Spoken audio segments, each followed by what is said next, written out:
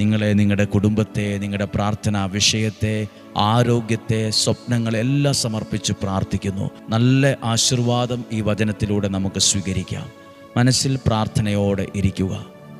നമ്മുടെ കർത്താവ് ഈശോ മിശിഹായുടെ കൃപയും പിതാവായ ദൈവത്തിൻ്റെ സ്നേഹവും പരിശുദ്ധാത്മാവിൻ്റെ സഹവാസവും നിങ്ങളോടുകൂടെ ഉണ്ടായിരിക്കട്ടെ.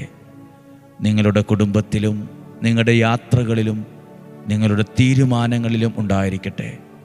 നല്ലൊരു ദിവസമായിരിക്കട്ടെ. ഇന്ന് ചെയ്യുന്ന ഓരോ കാര്യങ്ങളിലും ദൈവത്തിൻ്റെ പരിപാലന ഉണ്ടായിരിക്കട്ടെ.